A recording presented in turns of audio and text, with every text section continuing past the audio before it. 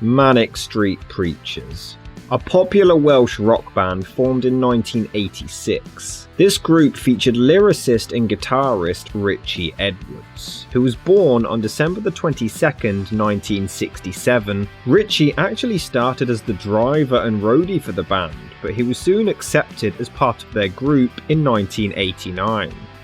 Richey was known for his dark and politicised yet intellectual songwriting, which he would merge with his enigmatic character, gaining himself and the band cult status.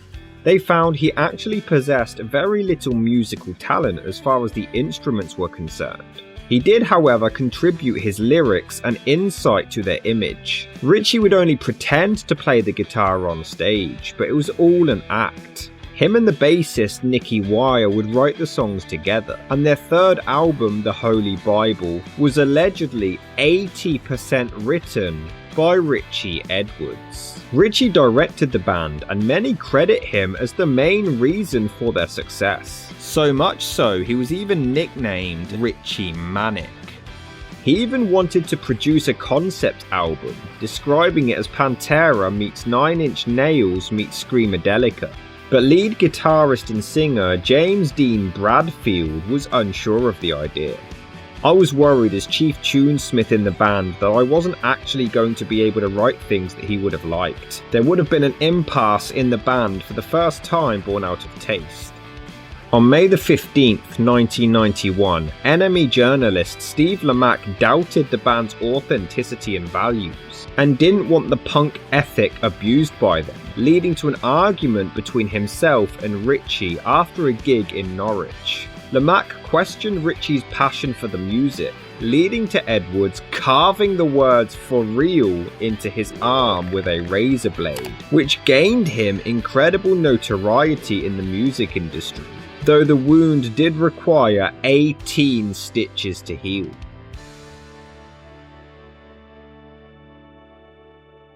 Edwards began to suffer from severe depression, which he would openly discuss in many interviews, and he even began to self-harm. He made a habit of stubbing cigarettes onto his own arms, as well as cutting himself frequently. When I cut myself, I feel so much better. All the little things that might have been annoying me suddenly seem so trivial because I'm concentrating on the pain. I'm not a person who can scream and shout, so this is my only outlet. It's all done very logically. I think the older you get, the more life becomes more miserable. Definitely. I mean, all the people you grew up with die. You know, your parents die, your grandparents die, your dog dies, you know, your energy diminishes, there's less books to read, there's no more groups to discover, you know, you just end up a barren wasteland just trying to find something new, which never really occurs. I think, you know, the whole, like, the first world, its suffering is very self-indulgent. There's no reason to be unhappy, but I think everybody feels melancholia quite regularly. I think there's just something that you just feel is missing from your life. I think it's very difficult to trust people, very difficult to find any real emotion. I mean, my father is really, really happy, and his standard of living when he was my age was nothing compared to mine. And yet, you know, I sit in my house and I moan and complain, and he just doesn't understand. And I don't know why, but it's just the way our generation is, I suppose. Edwards also suffered from severe insomnia, which led to a drinking problem to help him sleep. Shortly before The Holy Bible was released in 1994, he checked into Whitchurch Hospital, missing out on a lot of promotional work for the album, leading to the band having to do concerts without him. During his time there, he made friends with a woman in her early 20s, an artist, though her identity remains a mystery. The friendship ended prematurely when she moved away to Israel. Richey was released from the hospital and the entire band did tour together through Europe, but this would be the final time this would ever happen. On December the 21st, 1994, Richey Edwards made his final live appearance with the band in London. The show ended with the band smashing up their equipment and damaging the lights, and Richey even violently destroyed his own guitar. Just a month later, on January the 23rd, 1995, Richey Edwards gave his final ever interview for the Japanese magazine Music Life. On February the 1st, 1995, Richey and Bradfield were due to fly to the United States for a promotional tour for the album, but Richey didn't show up. Richey stayed at the Embassy Hotel in London, where he removed some books and videos from his bag. One of them was a copy of the play Equus. He wrapped them up in a box with a note that said "I love you." He proceeded to decorate the box like a birthday present and decorated the outside with collages. It was addressed to his on-again, off-again girlfriend Jo, though they had once again split up just a few weeks earlier. He left this present on his hotel room bed to be discovered later. Furthermore, he met with a woman called Vivian, the final confirmed person to have seen him before he disappeared. She was in the hotel room with him, and she was the one he actually gave his passport to, claiming, "I won't be needing this anymore." The next morning, Richey collected his wallet, car keys, and some Prozac before checking out of the hotel at 7 AM. He did, however, leave his toiletries, his packed suitcase, and some more Prozac behind. He then drove to his flat in Cardiff, dropped his Prozac off, and a Severn Bridge toll booth receipt, which put him at the bridge around 2:55 PM that day. And it's unclear where he went after this. A postman named David Rasmus did claim to have seen him on the footpath of the Severn Bridge that morning. In the 2 weeks that followed, a fan claimed to have seen him in the Newport passport office and at the Newport bus station, but they didn't report it as they weren't aware that he was even missing. On February the 7th, less than a week after he was last seen, a taxi driver claimed to have picked up a man who he believed to have been Edwards from the King's Hotel and drove him around the valleys, including his hometown of Blackwood in Wales. The driver claimed the man spoke in a Cockney accent, but it was clearly fake and often slipped into a Welsh one. The man strangely asked if he could lie down on the back seat. They arrived at the Blackwood bus station, but the passenger claimed it wasn't the right place and asked to go to Pontypool railway station instead. It's believed that this is because this station didn't have a telephone. The man got out of the taxi at Severn View service station and paid the fare in cash, which was £68.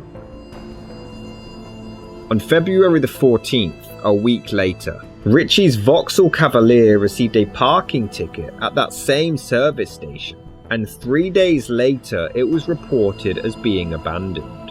Police found the vehicle and discovered the battery dead, and it was believed that he had actually lived inside the car since he disappeared 2 weeks earlier. Inside the vehicle were photographs of Richey's family, which seemed to have been taken quite recently. This car was found near Severn Bridge, which was known as a popular suicide spot, leading to speculation that Richey Edwards may have jumped off the bridge. Many close friends and family members dismissed this theory, however, and claim that Richey would have never taken his own life. He even went on record in the past by saying, "In terms of the S word, that does not enter my mind, and it never has done in terms of an attempt, because I am stronger than that. I might be a weak person, but I can take the pain." Around 4 or 5 weeks before Richey was last seen, he gave his bandmates a bunch of lyrics, poems and notes, but the band didn't even think anything of it at the time. Richey was often known for just handing them pieces of work like this in the past. He had a history of constantly writing, reading, typing, painting, and doing anything he could to consume as much culture as possible. They thought that he was just handing them some work for possibly a double album to produce. It wasn't until around 2 weeks after his disappearance when the band finally began to read the notes. This paperwork many believe is actually a suicide note from Richey Edwards to his bandmates. Included is a poem called William's Last Words. "Good night all, you're all my friends. I'll go nice and quiet. I'll just say cheerio. Here I go on my way, till we meet again. Wish me luck as you wave goodbye. I'll be watching over you. It was lovely singing to you. I won't forget you. What can I say? Good night. Sleep tight. The long day is through. That's it. I knew I'd balls it up. Concert's over. I'm just going to close my eyes, think about my family, shed a little tear. Let me go, Jesus. I love you. I love you. I even love the devil and all, even though he did me harm. I'm really tired. I'd really love to go to sleep and wake up happy. You can die happy, but I wonder if you can wake up happy. I'm hopeless. The band members weren't sure if these words were autobiographical or the basis of a hypothetical song.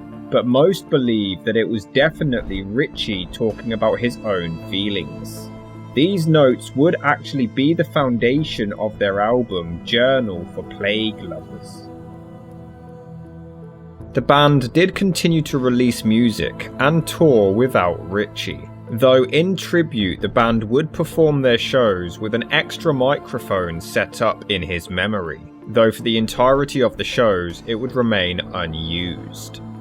However, in hopes that he would someday return to them, Manic Street Preachers continued to pay 25% of their royalties into Richey's bank account.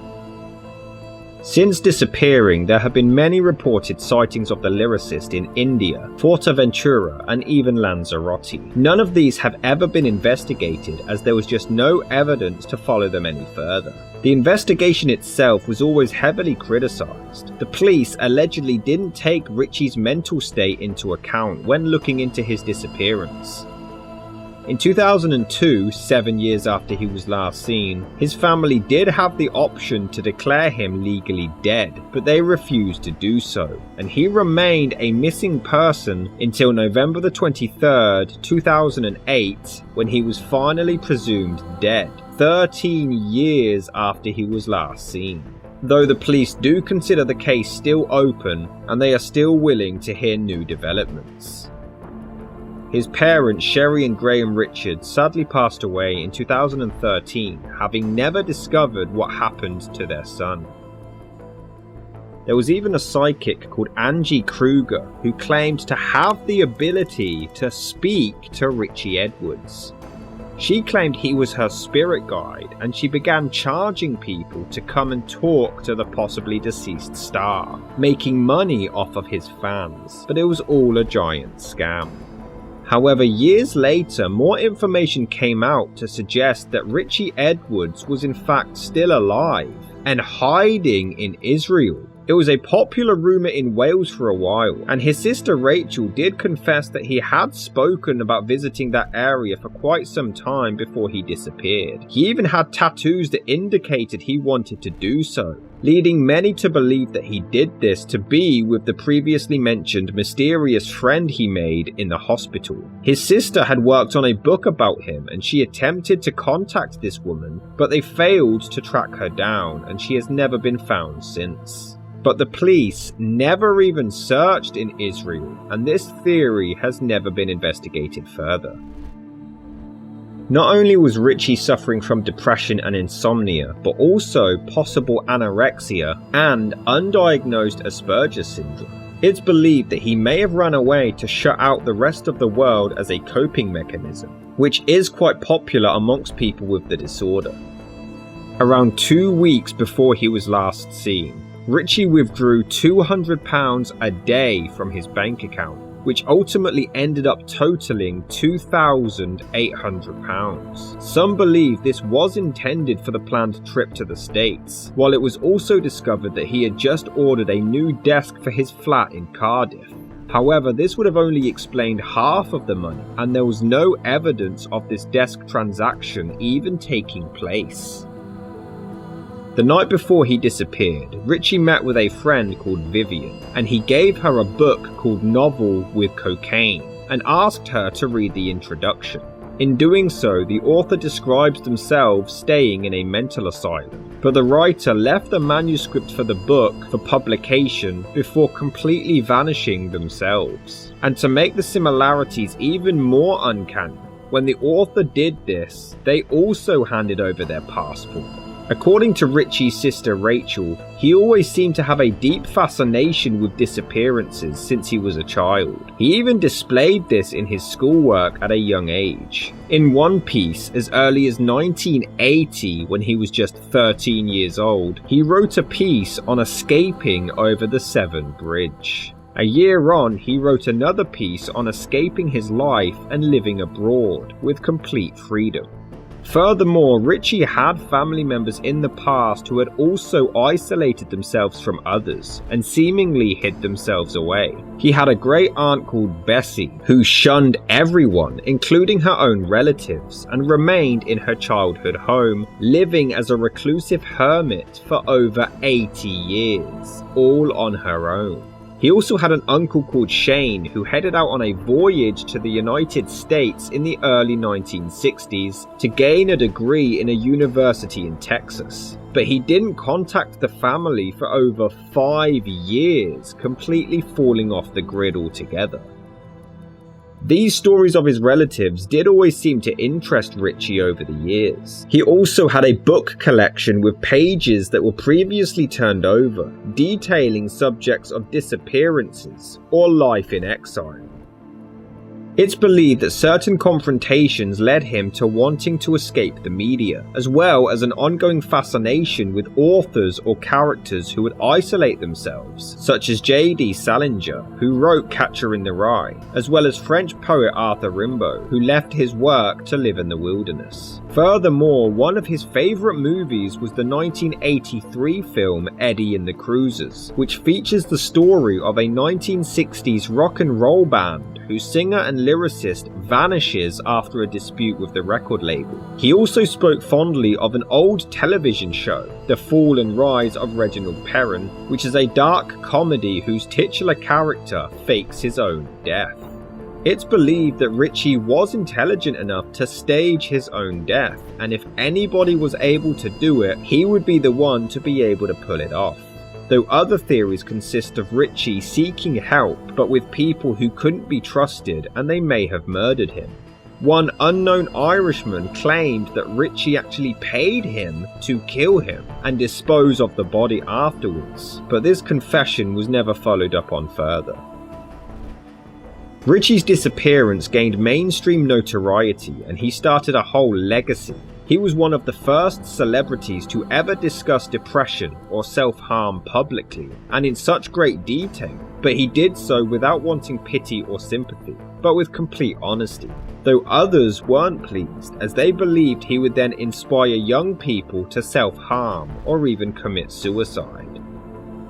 In 2018, 23 years after his disappearance, it was discovered that the bridge's toll booth receipt found in his home proved he actually crossed the bridge at 2:55 AM and not PM, which they had previously believed all these years, which may have ruined the entire investigation. They believed he crossed the bridge at 2:55 PM, which would mean there was just an 8-hour window of him leaving the hotel and crossing the bridge. But it was a 24-hour clock, so now there was an even bigger gap in the time frame that they completely missed, meaning all the people they questioned to have seen him during those specific times were all completely irrelevant.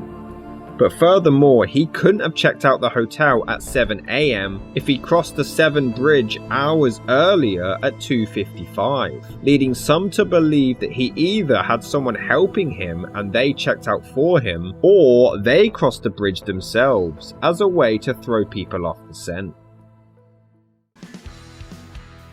So what happened to Richey Edwards? Was he depressed and felt like taking his own life was the only option? Or did his fascination with running away finally take over and he's been living quietly overseas ever since? He has been missing for over 26 years, and the Manic Street Preachers continue to bless their fans with their music in his absence, while the rest of us are simply seeking answers.